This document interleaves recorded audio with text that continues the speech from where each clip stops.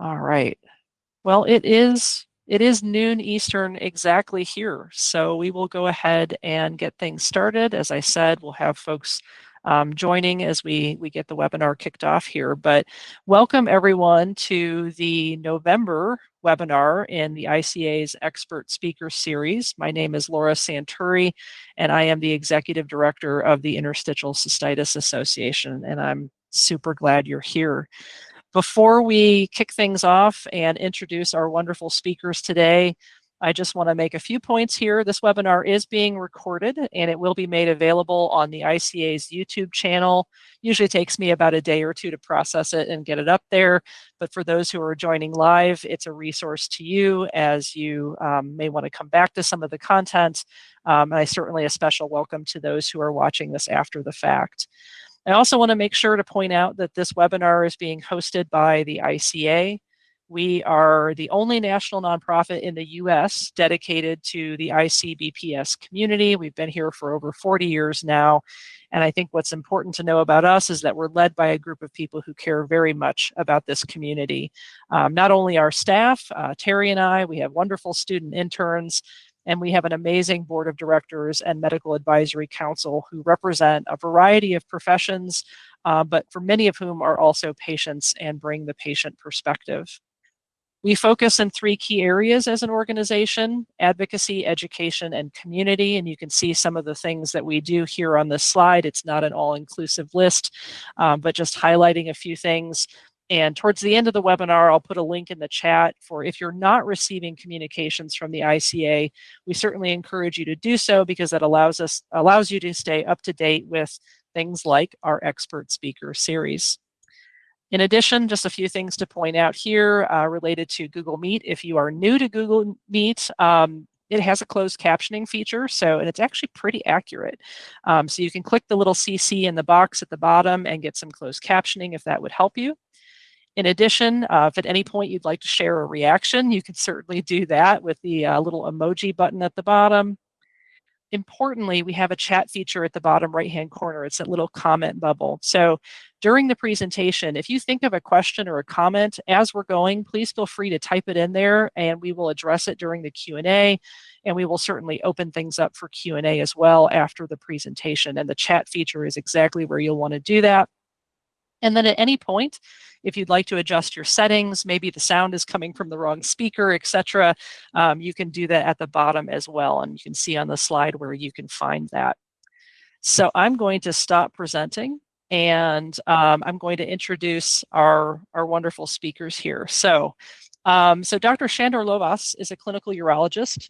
In addition to his surgical activities, he's placed emphasis on reviewing and improving traditional methods and procedures. Over the past 20 years, he has become increasingly involved in interstitial cystitis, bladder pain syndrome issues.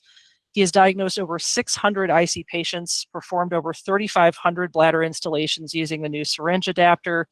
He has developed a new diagnostic method for bladder pain syndrome, a syringe adapter to replace catheterization, and a device to aid self-installation. He's also developed an optimal bladder cocktail and a monitoring system for patients' conditions. And in order to manage these developments, his patients, and his numerous international relationships, he founded Eurosystem. He has delivered several lectures and presentations at international congresses in many countries around the world as well. We also have Dr. Bela Kupish, is the Chief Medical Officer of Eurosystem. He is a urologist with a special academic interest in urinary tract infections and inflammations. He is a panel member of the UTI Guidelines Group of the European Association of Urology and a member of many different international research groups on UTIs. I think it is incredibly clear why we have these two individuals speaking with us today, and I'm incredibly excited to hear their presentation and their answers to questions. So without further ado, I'm going to turn things over to our speakers. Well, can I start? Please. Okay. So, good evening, everybody. I am Shandor Lovas from Hungary, as Laura already mentioned. I'm a urologist, nothing else, simple urologist who deals with interstitial cystitis since years. I summed up here my interest I would like to present for you regarding interstitial cystitis. In the last 20 years, I'm dealing exclusively just with this disease. I diagnosed a lot of patients. I am following them up for a long time. And I founded 10 years ago Eurosystem company, which works with me since then regarding new developments, patent processes, and so on. So the Eurosystem itself is a company especially for research and innovations regarding interstitial cystitis. The basic activities here summed up and some results which we could reach in the last 10 years.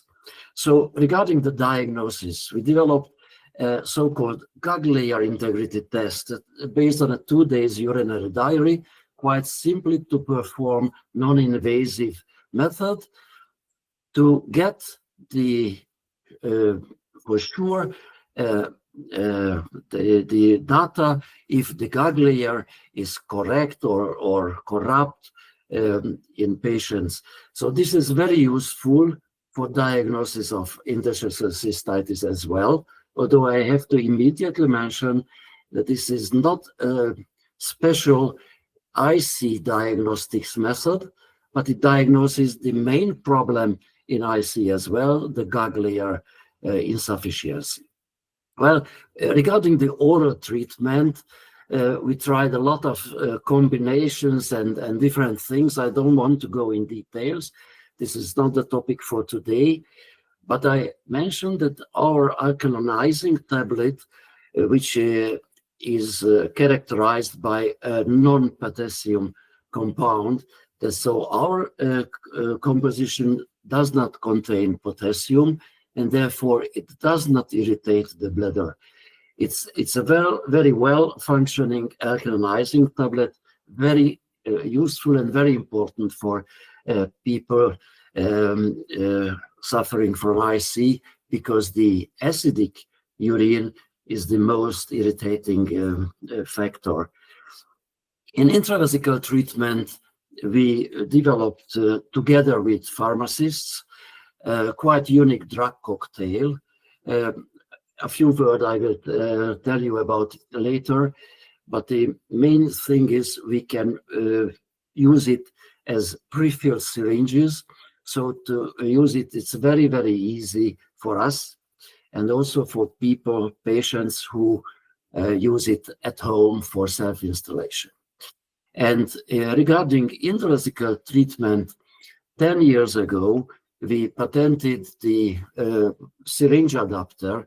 We call it Eurodapter. I will tell you much more about it later on.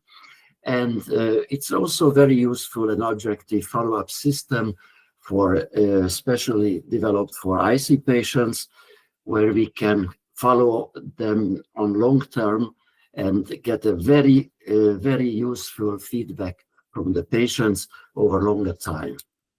So the main topics are now for today: intravesical treatment in general, and then in more details, syringe adapter and the Eurodapter. Well, to sum up very briefly the main causes, or the main cause of ISD BPS. It is basically a gag layer injury or a lesion, and as a consequence of this, gag layer deficiency or insufficiency.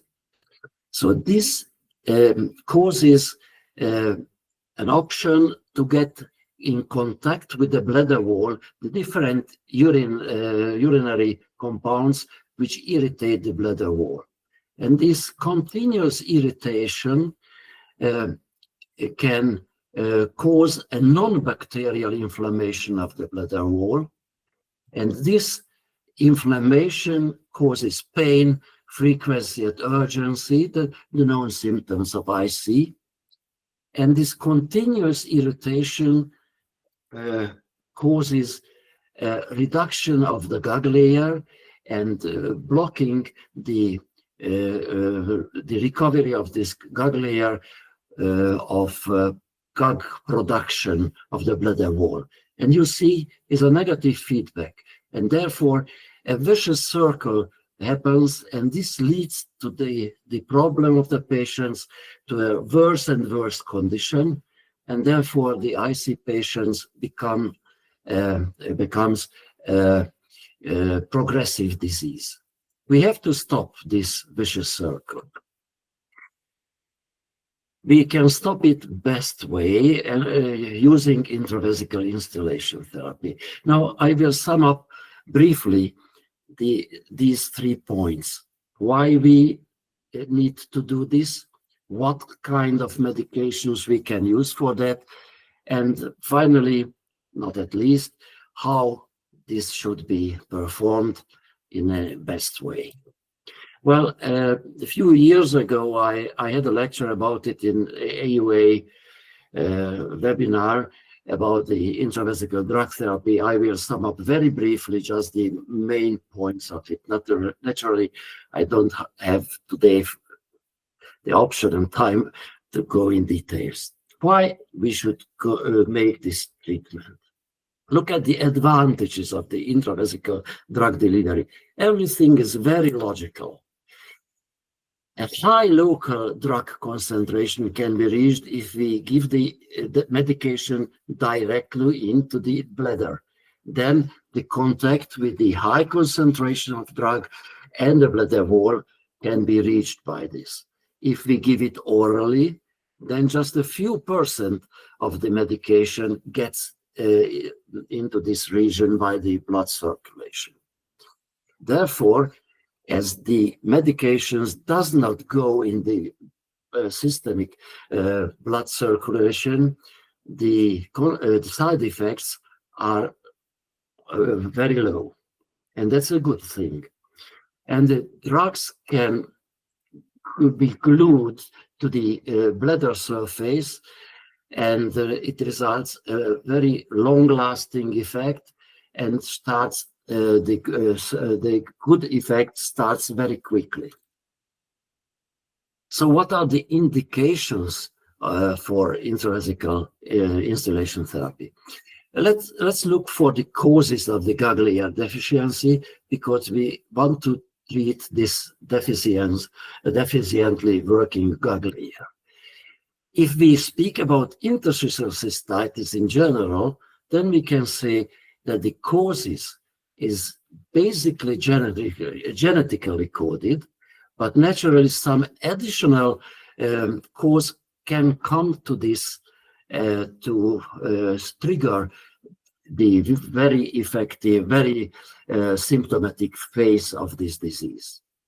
Where if we look at the post-irradiation cystitis, then the cause is basically the irradiation itself. As a next step, we can speak about the chemoinstillation or also immunotherapy, and after it, the chemical agents cause the corruption of the bladder surface, also in post-operational BCG treatments.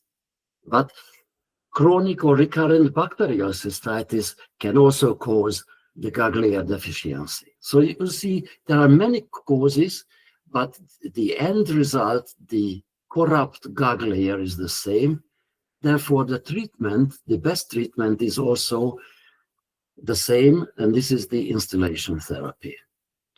So if we turn to what we instill, it is quite confused. You see here several compounds, lidocaine, heparin, steroid, given in most cases, let's say always, all in the world.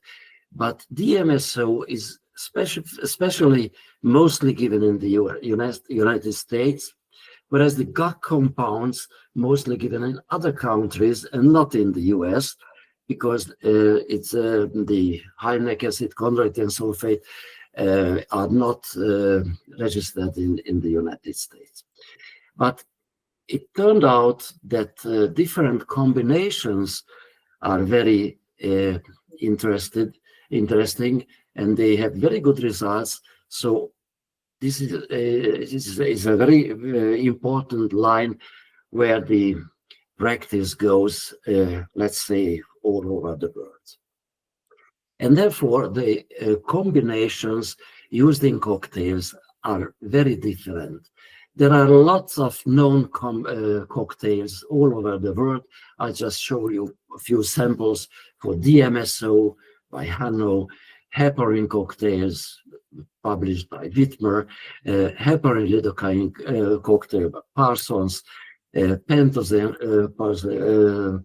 polysulfate, or our cocktail with hydrogels, Mishra, Mordvin, etc.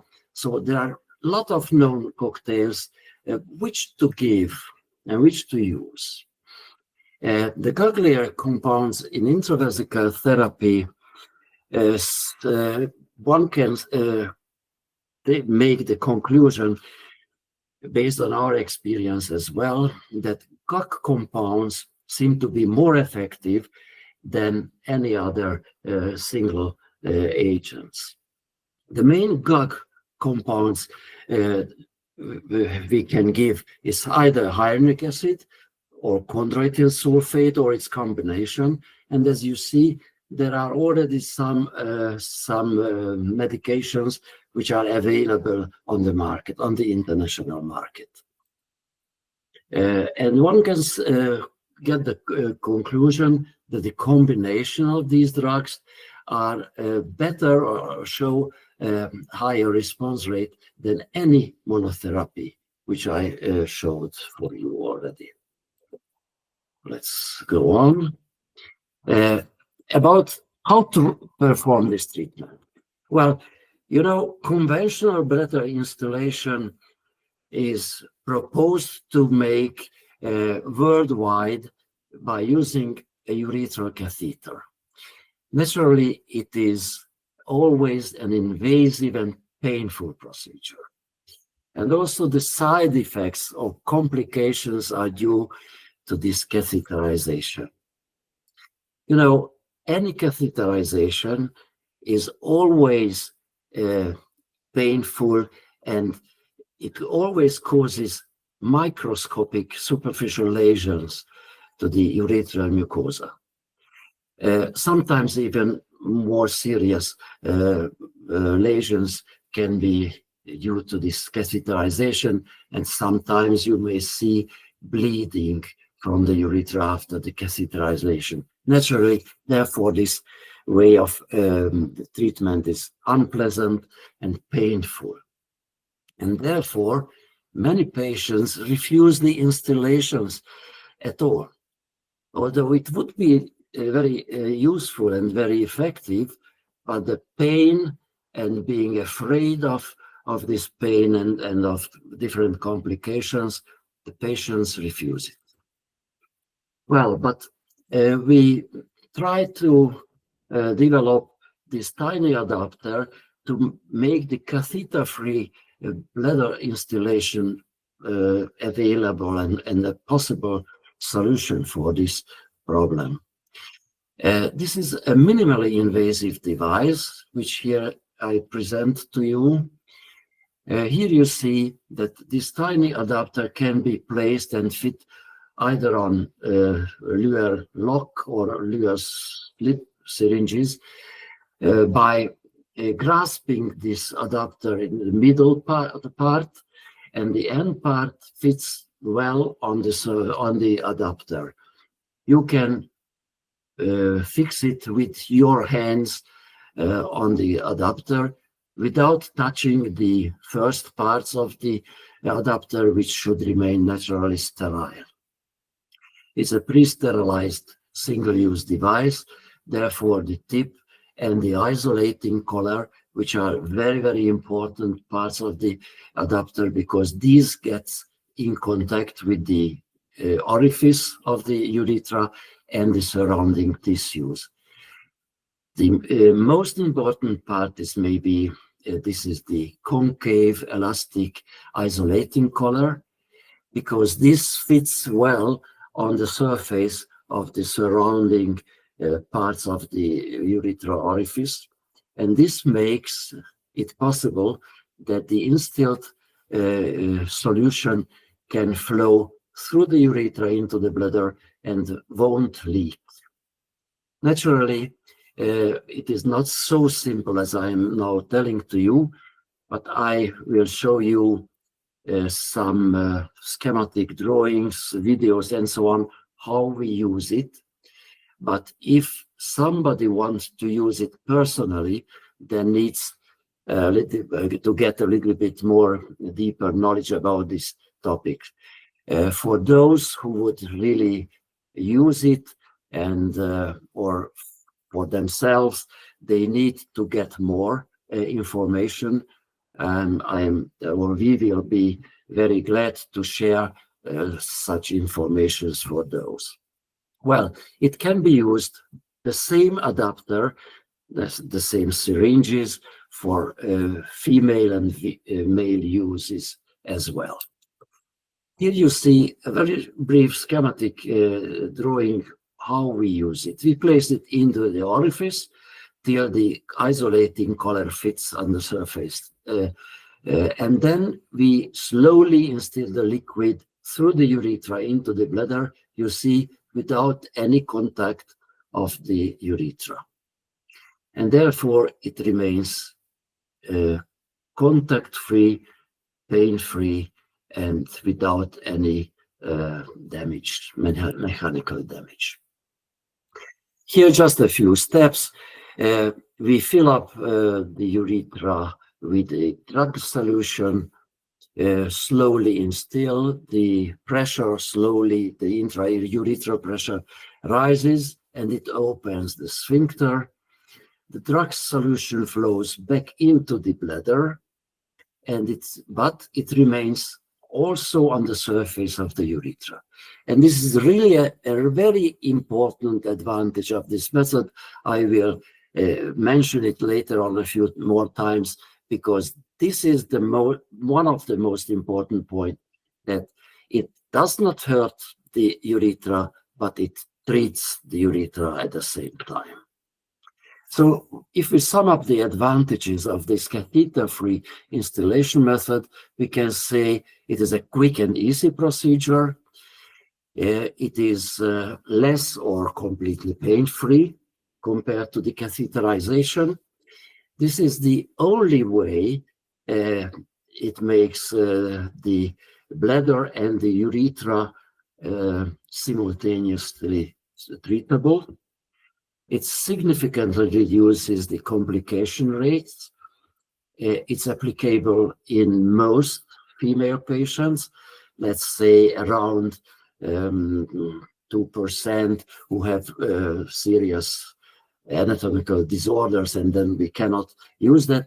In 100% of our male patients, although I have much less male patients than female, but in all my patients, I could perform this treatment.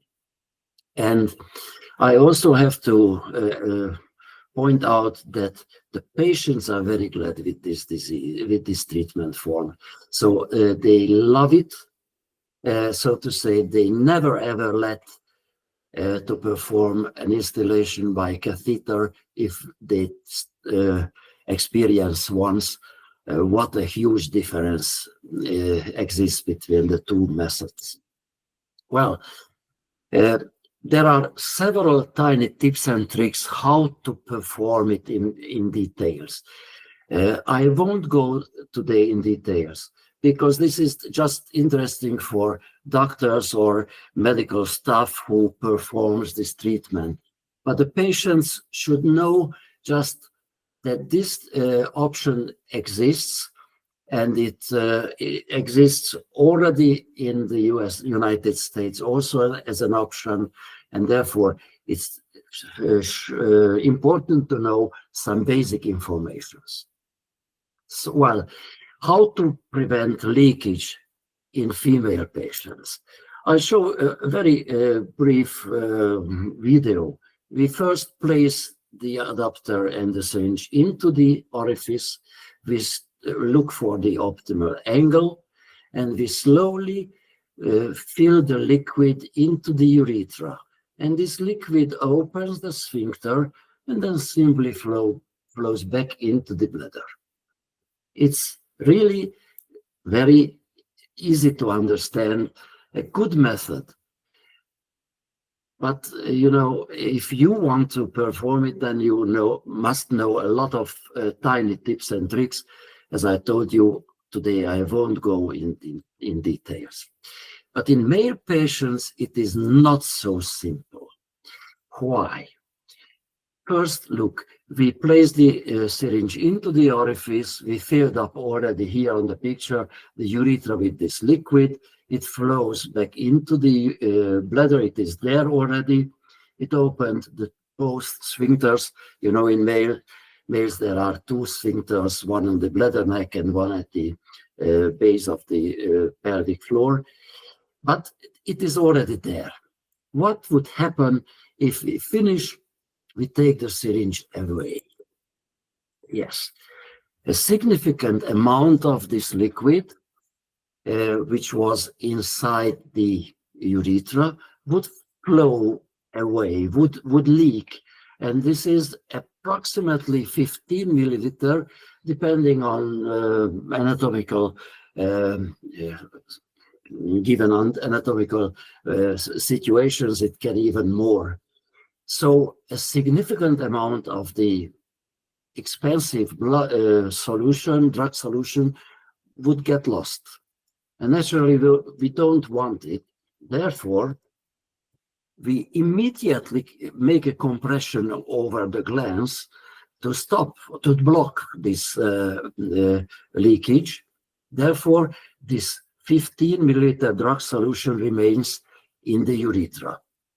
And then at this time, when we compressed it, the glands, we suck air into the syringe. And this air-filled syringe will be placed back into the orifice. And then we slowly fill air into the urethra. And as the air remains above the fluid, it presses the whole drug solution into the bladder. And as a final step, you see some air bulbs run also into the bladder, which doesn't cause any problem.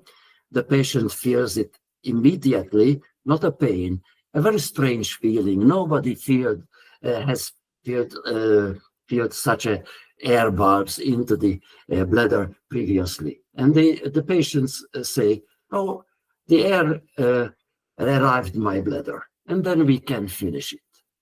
So all liquid is inside the bladder, but a tiny molecular layer remained already on the surface of the urethra. So this is the difference between males and female installation.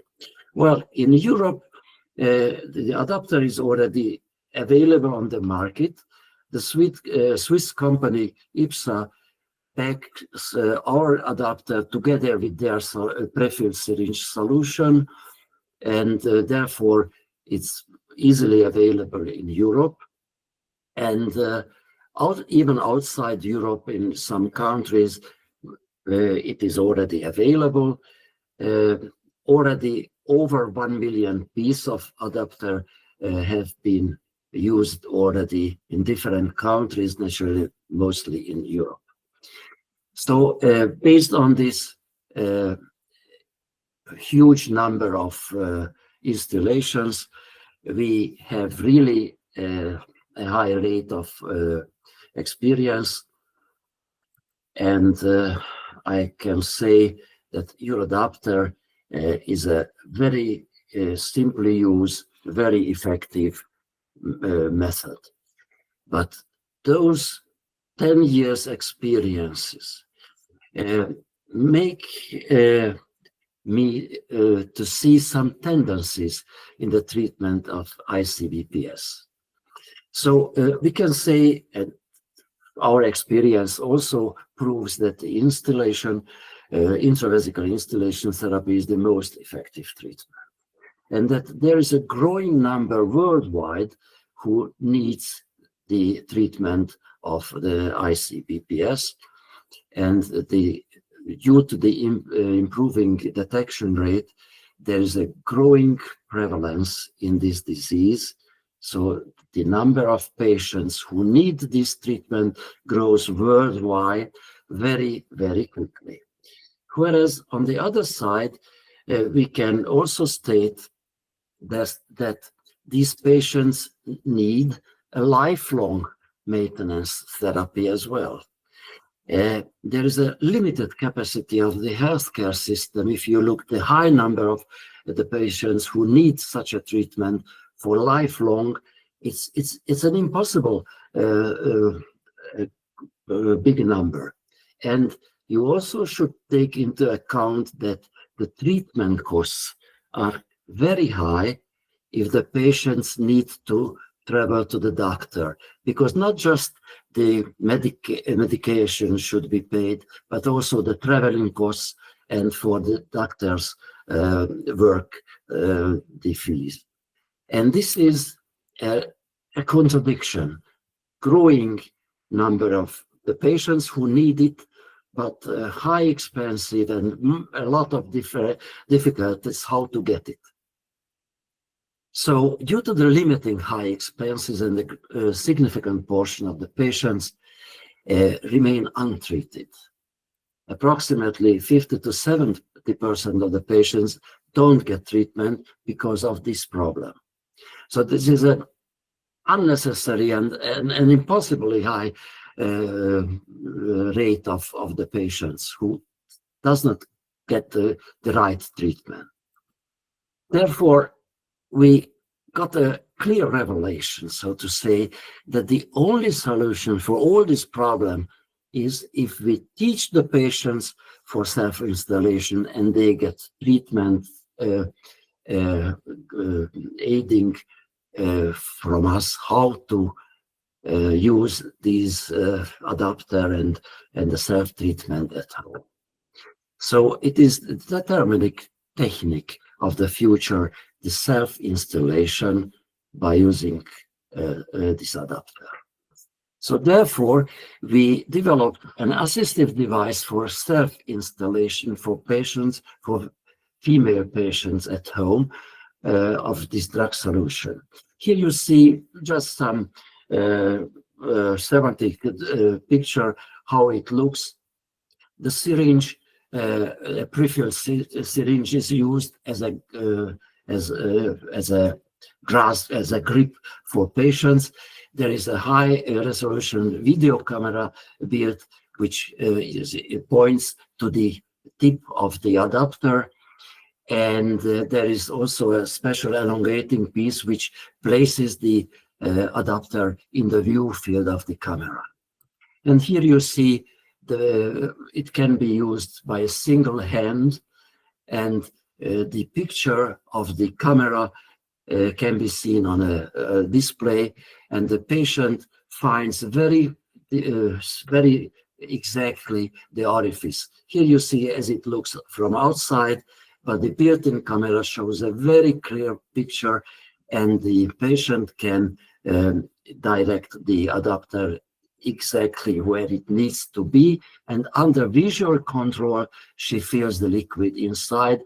Then she remarks immediately when it leaks and can change different the pressure and the direction of the installation accordingly.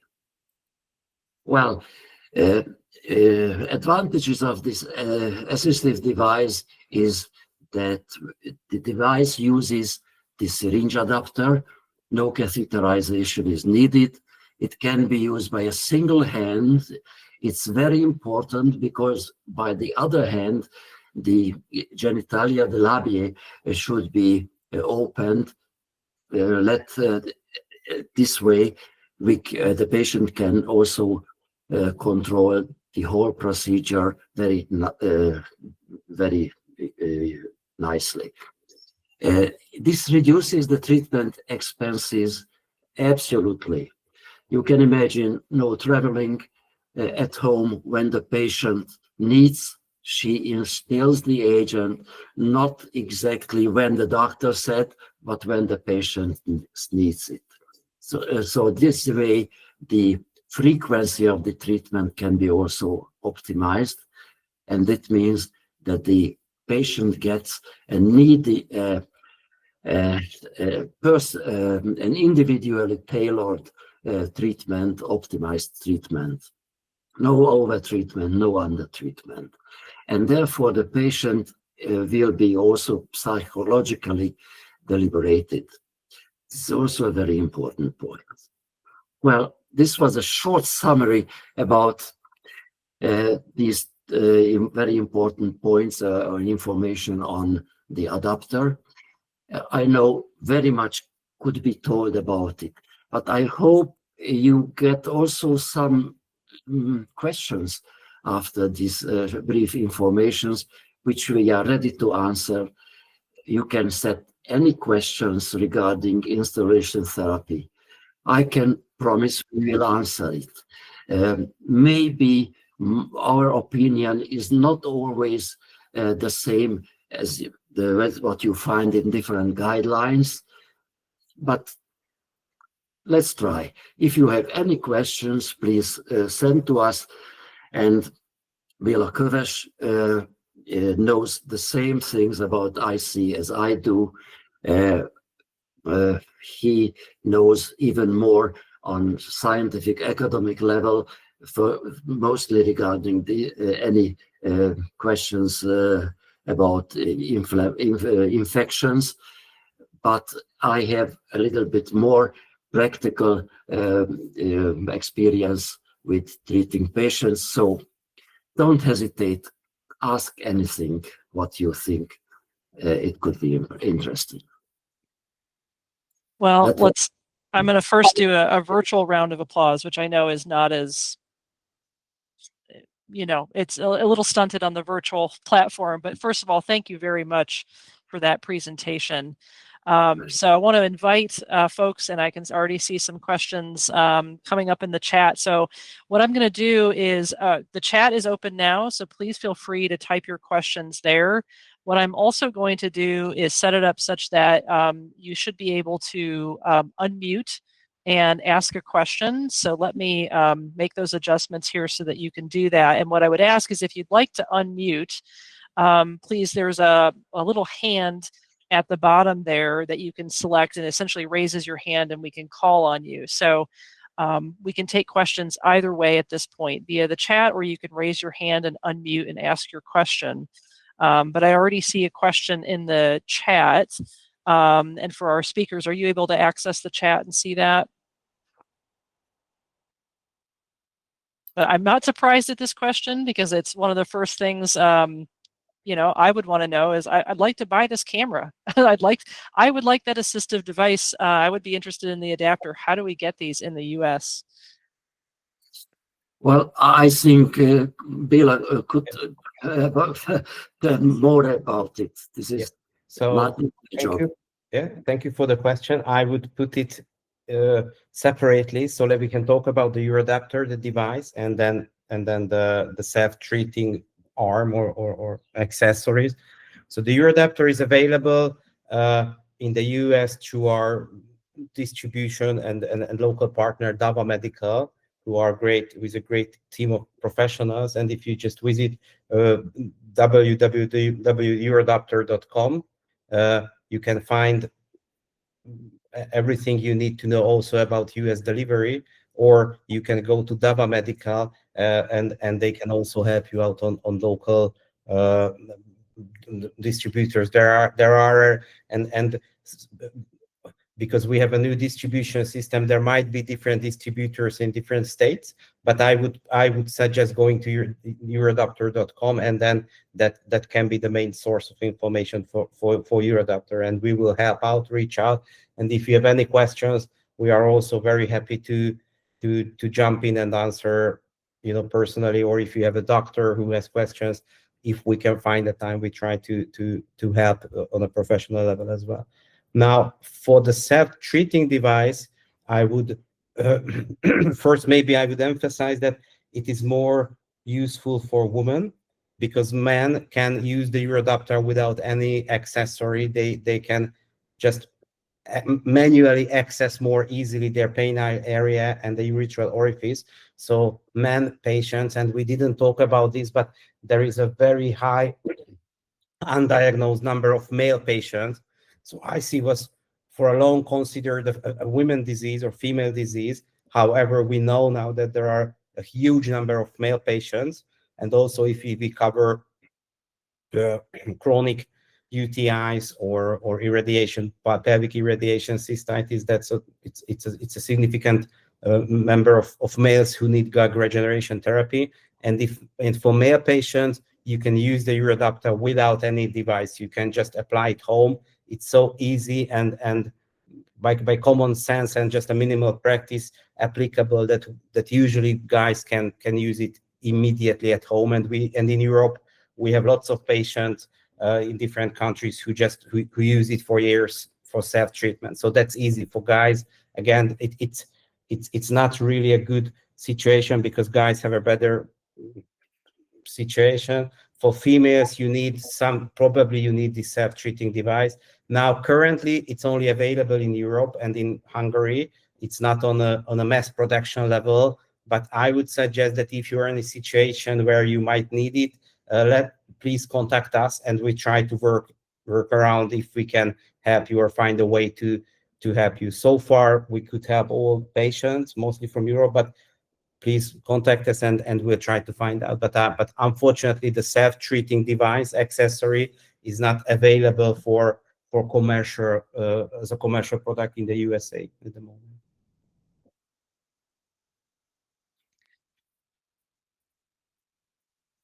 I wonder if I could ask a question going back to the information you presented on the different cocktails available for installation.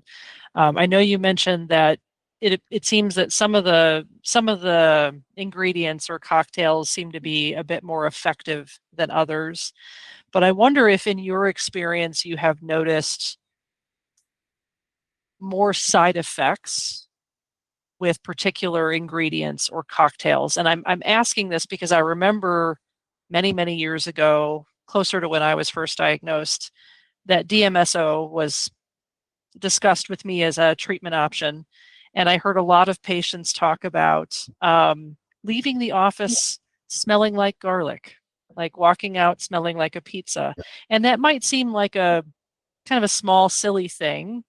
But if you're doing this in the middle of the day and you're going back to work, it's not a small, silly thing. So I wonder if in your experience you have found certain ingredients or particular mixes of ingredients to be more well tolerated and have less side effects but for patients.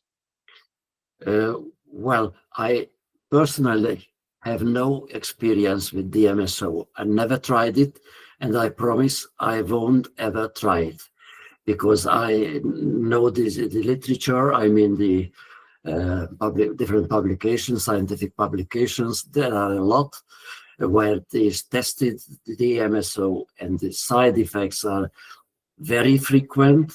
And not just that it smells, but it irritates the bladder awfully. And I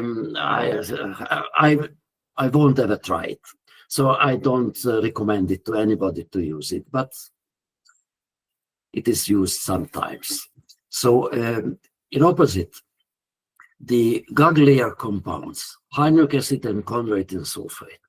And first of all, in combination, these two agents play a determining role in local installation therapy.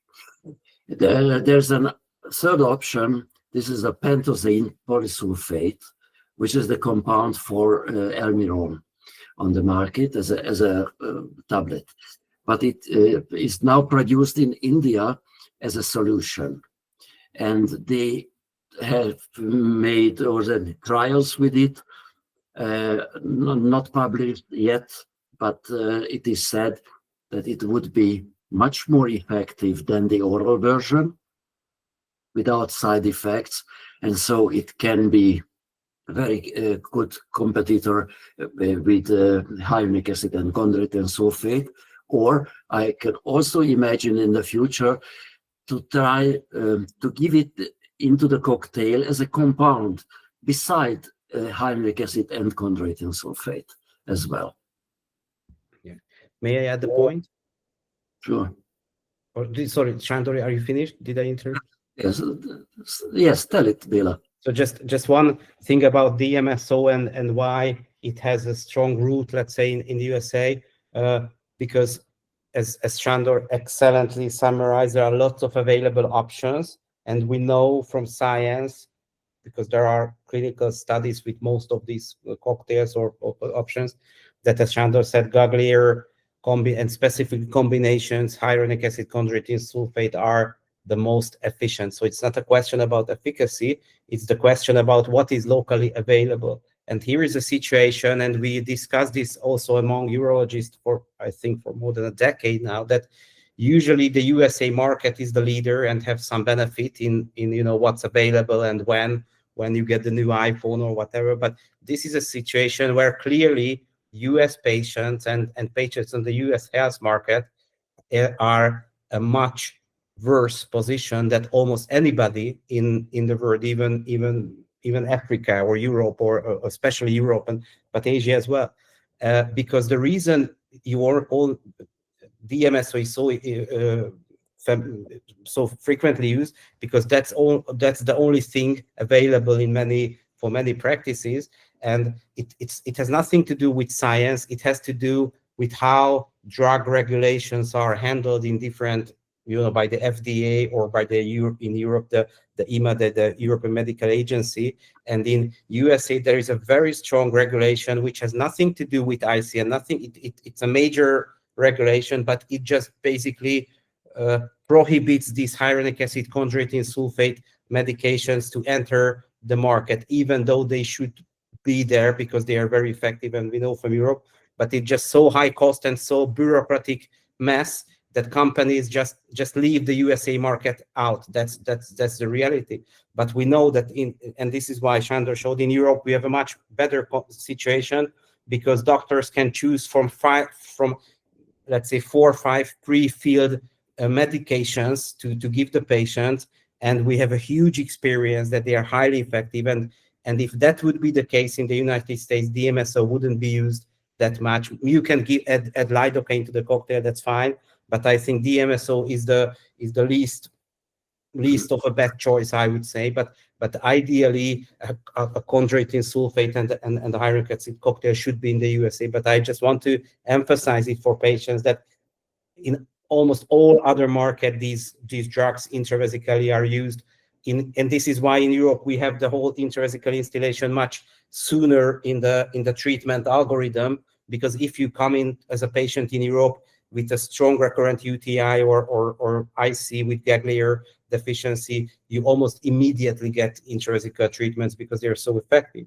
So that's a situation where USA patients need to find those centers, but that's it. DMSO is clearly worse, but if that's the only thing available, I suppose it's better than nothing. Could I tell some more information about urethral pain? It's very interesting that for a very long time, no word was said about the urethral pain in IC patients, just the bladder and bladder pain syndrome. I made a short statistical evaluation of in 1 year newly diagnosed cases of my patients. In that year I had 94 new patients in a year, and I looked back retrospective in their documentation how many of them mentioned also pain in the urethra, and 70% of the patient had also pain inside the urethra. And there were also a few, let's say about 5% of them, who had just urethral pain, and we could prove that also the bladder was corrupt, but the main problem was, the only symptom was urethral pain in these cases. These were female patients, and I have 28 male patients which I follow up since decades, and all of them had urethral pain, and 50% of them had just urethral pain. And nobody speaks about urethra treatment, because the only way to treat urethra is to use ureadaptor with a special or treating solution, drug solution, through the urethra into the bladder, and it remains inside the urethra. And this is the only way one can treat the urethral pain. And that's very important. I so appreciate you making that point, because I remember early in my journey, I wouldn't have, if someone asked me to describe my symptoms, I actually would not have described them as bladder pain or discomfort. I would have said, I have urethral pain. And for a really long time, I wasn't totally sure if the diagnosis was correct for me. And I would posit that this is part of the reason why a number of the treatments I tried also were not effective. So part of this makes me want to get on a plane and ask you if you're taking new patients. Yeah. I would also recommend to use this Gaglier test based on the 2 days urinary diary, because if the patient says, I have just pain inside the urethra, and makes this double 2 days urinary diary test, then we can prove that despite of the fact that she has no actual pain inside the bladder is also touched by this same disease, because this Gaglier test proves it. And if I may add one point to this, and maybe because many patients feel that, they go from doctors to doctors trying to find the diagnosis, and it takes years to reach a diagnosis. And on one hand, it just shows that many urologists are not really interested or specialized in this type of disease. But on the other hand, patients need to understand that even if you dedicate your life, let's say, or your last 2 decades, like Dr. Lovas, to like this, sometimes it's almost impossible to quickly diagnose what type of problem causes these types of symptoms. And even in one patient, it's not a static condition, but sometimes a dynamic change between different types of conditions. So if you have recurrent urinary tract infections, meaning recurrent bacterial infections, sometimes you shift towards a bladder pain syndrome. If you have a bladder pain syndrome, you are more prone to recurrent UTIs, and you will have from time to time bacteria. Now there are some patients, and I know it's very it's a trend now in the USA to talk about those types of chronic UTIs when there are no bacteria in a reachable level to the urine. Scientifically, we have so many questions about that whole conditions. It's very hard to even make any statement, but truly there are some patients who have negative culture. They are misdiagnosed, let's say, with IC while they have chronic UTI. But again, and then there are some patients who have nothing wrong with their urinary tract. They have a pelvic pain syndrome with some myofascial components, some muscle spasms, neurogenic reasons, and it's really sometimes impossible to quickly. So it really takes years to differentiate, and even the same patient might go through different phases through their journeys, and sometimes it's infection, sometimes not. So this whole issue about feeling undiagnosed or feeling this anxiety about uncertain diagnosis, it's debilitating, and I'm really truly sorry for those patients, but they need to understand that even with correct medical diagnosis, it's really, really challenging to put you in the correct box. That's a very fair point. Any other questions? Oh, just real quick, I want to say, if anybody else has questions, please make sure to type them into the chat while we're continuing to talk, because I know we're coming close to the end of our time. But please, Shandor, go ahead. I just wanted to add another topic. This is the antibiotics. It's a very, very acute problem all over the world, because most of the patients come to me and say they got 5 to 10 times antibiotics already, and in many cases, absolutely in vain. because they had no bacteria, no infection in the problem, but they had the irritation, frequency, pain, and so on. And without any further investigation, he got antibiotics. And the antibiotics cannot help because there were no infection, but has a lot of side effects because the antibiotic kills the flora in the flora, the positive flora microbiome inside the bladder, and that can lead to trigger this progressive vicious circle, which I presented already. So the antibiotics is very, very bad in IC patients, and it should be very clever, the treating doctor, how to use it, when to use it, and maybe Bela can add some remarks to it because he's the Caesar of the infections. I'm happy to do so, but it seems we have a few questions and raised hands. So let's just, if we have some time, let's get back to this. Okay. I already plan actually to reach out to you, Bela, for a whole other session I think we should do on this topic, but let's see, I know we only have a little bit of time left, but I'm going to take some questions that I saw in order. Is it Alyssa or Elisa? I saw you raise your hand. If you'd like to unmute and ask a question, please. Yeah, hi, thank you. So you can buy in the US supplement. It has glucosamine, chondroitin, and hyaluronic acid, if I'm pronouncing it that way. And I've thought of crushing it and adding it to my installation. I have heparin, but I didn't know if it was safe. You know, what else is on that pill? Maybe that it's not okay to put in my bladder. Do you know anything about that? I mean, those are oral pills or capsules, and you thought about just as a DEI homemade version and just add it to your cocktail, right? Yes. Well, you know, as medical professionals, it's really hard to say anything about that, but just in general,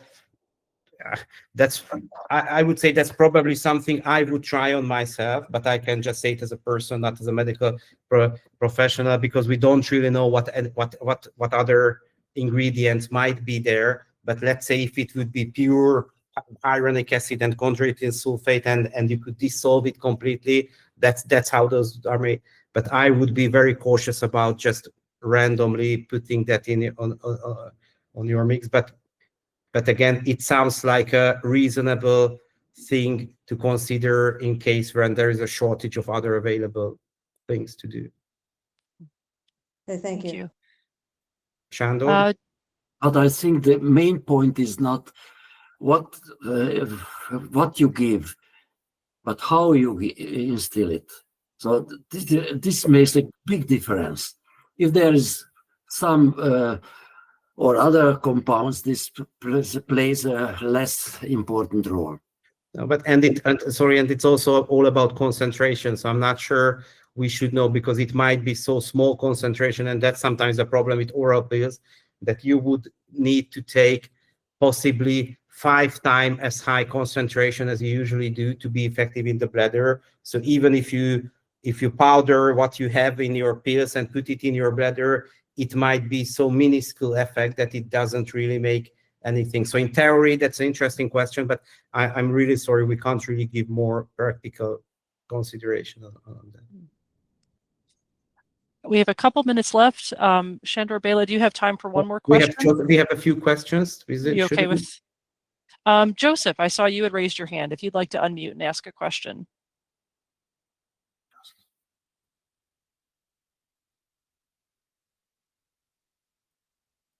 And if you're looking for the unmute button, there's a little microphone button on the kind of the bottom left of the Google Meet screen where you can click it to unmute. Okay, it's just a very short answer because Jane had a question. Can you use sure. indefinitely? There is no, I mean, what we usually do is we start it once a week for 6 weeks, and as the symptoms get better, we keep the treatment on a longer basis, and sometimes patients take it every 1 month, every 2 months, but there is no reason, no contraindication to use it for more than for more than years. And I know Shandor have many patients who get it for almost a decade, and also I have these patients. So it's not for long-term use if you use it every day or every week, but on a monthly basis, 2 monthly basis, Jane, there are patients in Europe and the world who get those, or every 6 months treatments for even years or decades. Okay. This is Joseph. Can you hear me now? We sure Yeah. can. Okay. Well, thank you so much. This information is great. I'm fairly new to IC in the last year. Been having a lot of struggles. I have really 2 quick questions. One is, does anyone know if there's any FDA approval pending for the US? And second, do you know if there's any clinical trials going on in the US at this time? For what? For the devices that you've presented today, do you know if there is any FDA? Yeah, I mean the Eurodaptor is FDA registered, and it's in the USA officially as a medical device. So it's done. And for clinical trials, there are 2 clinical trials already published. You can, I think we had one of them was also in the newsletter. One from the Netherlands. One is from 300 patients, 1,500 installations. It's a retrospective study, and one smaller from the Netherlands. It's 80 patients, and both showed very good efficacy and minimal side effects. And now there is an ongoing prospective multi-center trial in Europe. It's also registered in the clinicaltrial.gov. And so far, it's also on oncologic patients, so for bladder cancer installations.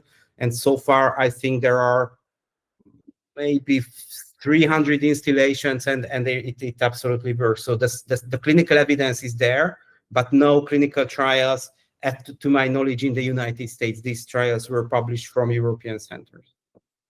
Okay, thank you. Yep, sure. All right. I know we're a couple of minutes past time, so we will go ahead and wrap up. But I want to say thank you so much to our speakers.